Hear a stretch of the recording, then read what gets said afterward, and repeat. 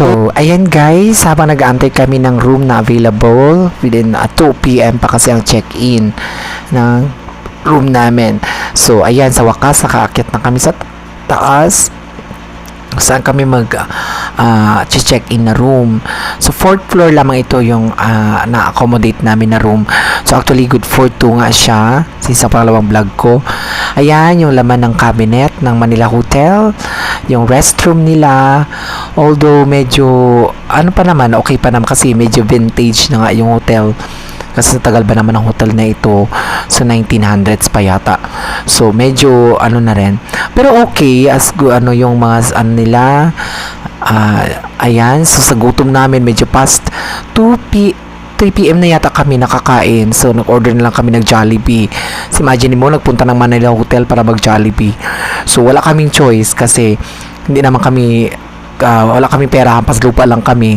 So, kailangan namin magtipid din. So, nag-order kami ng Jollibee.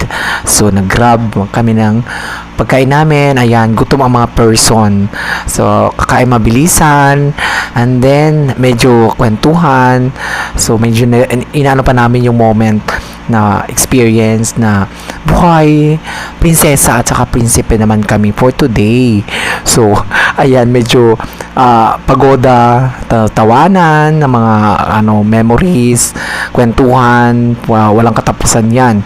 So, kahit pinag-uusapan ng grupo, pag-banding, ayan, ligpit naman kami guys. So, ayan, medyo nakakapag-recharge na kami kahit papaano since medyo pagod talaga, nakakapagod ang namin. Although, actually wala naman kaming ginawa masyado, pero isipin mo pa lang yung biyahe namin and then yung waiting. Parang nakakapagod mag-antay, alam mo yon, nakakapagod mag-antay sa wala, Joe. Meron naman sing darating. So, ayan, nire-reminisce lang namin yung moment. So, yung ligpitan time and then borlogs na yung iba. Nakita mo naman. So, medyo pagoda talaga. So, nagbabalak kami ng activities namin for the day kasi nga at 6 o'clock pupunta kami ng Robinsons, Manila para makapamili kami ng mga gamit din namin syempre sa namin sa hotel. So, habang for a while is manonood muna kami ng movie. So, konting idlip-idlip or lang para ma-relax lang konti ang katawan. So, movie marathon. So, konting chikahan and then coffee again. Imagine, wala unlimited coffee. So, kami ng kape. Kasi may complimentary naman yung coffee ng hotel. So, although Nescafe, ayan, pero promote ko ang Nescafe sticks. So, black coffee lang din talaga. So, habang nagnunood ng movie, ayan, medyo masaya ang kwentuhan and then tawanan ng movie kasi pinapanood namin si Mama Vice. Mama Vice, ganda. Hello there. So, nakakatanggal pagod. And then, pag naman talaga, masayang manood ng movie kapag may mga kasama ka mga barkada. Para at least, hindi rin ikaw mag-isa mag-emote-emote ka dyan sa movie. So, masaya yung marami kayo nanonood ng movie para may sharing, di ba? Anong mga momentum, di ba? Ganon. So, medyo, mahaba-haba yung namin ng panonood ng movie, na ubos ang oras namin. Actually, sa buong ilang oras din kami kasi medyo tiring nga, nakakapagod. So, need namin mag-unwind muna saglit.